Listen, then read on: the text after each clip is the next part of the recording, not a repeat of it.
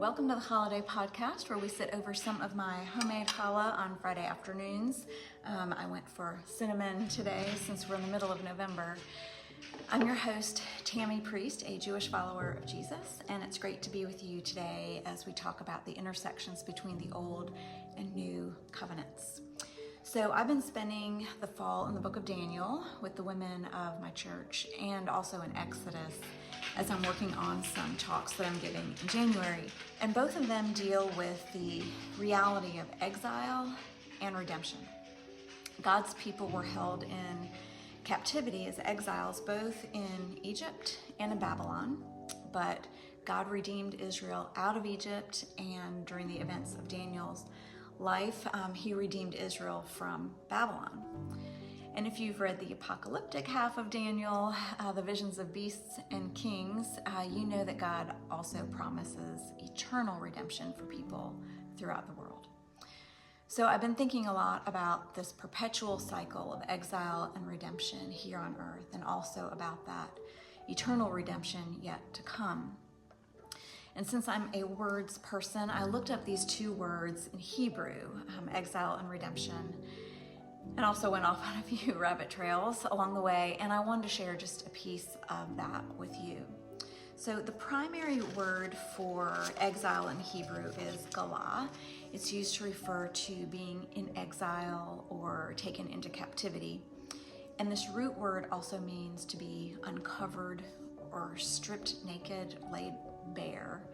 And that's what exile is, isn't it? To be uncovered and exposed and vulnerable. To be stripped of all the things that provide stability and meaning. And that can be materially, socially, economically. And so that's galah, exile. So redemption is geula, to be redeemed, rescued, and the price of that redemption. And the difference between the spelling of these two words is one letter. So let me show you. This is galah, and this is geula. And this one letter in redemption that isn't in exile is aleph. Aleph is the first letter of the Hebrew alphabet. There you go. And Hebrew letters all have a numerical value, and as you can probably guess, aleph is 1. And so because of this and other more lengthy reasons, aleph is symbolic of God himself, the one true God. And this means that the difference between exile and redemption is God himself. These words, intentionally or not, literally spell out the truth of who God is and what he does for us. We have a Redeemer who enters into our exile. Whether we're talking about living in this broken world, which is not our forever home, or the exile of tangible oppression, the exile of living in these mortal bodies or in broken relationships, or living in the dark exile of grief, God enters in.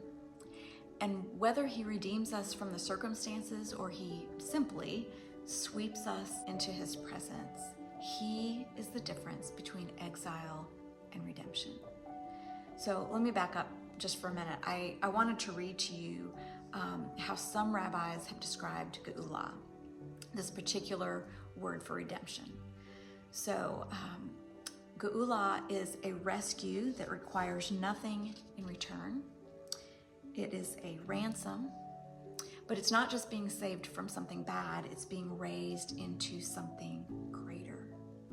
They teach that geula is not a temporary rescue, but an everlasting one, and that the Redeemer is moved to rescue because of a closeness and affection for the one in exile.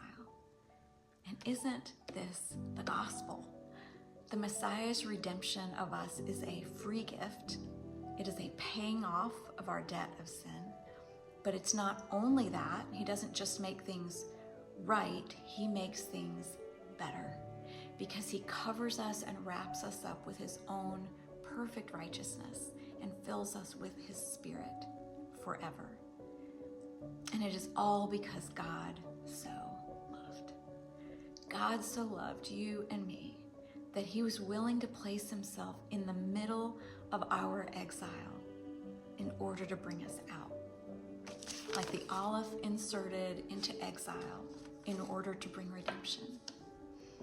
And so today, on the eve of Shabbat, I pray that we would hold on to the olive, to the one, that whether our exile is the everyday reality of being a broken person living in a broken world, or if we're living through a season of walking through the shadow of death, fear, oppression, grief, loneliness, hopelessness, that we would hold on to the one who entered into our exile in the flesh and then redeemed us from its power over us.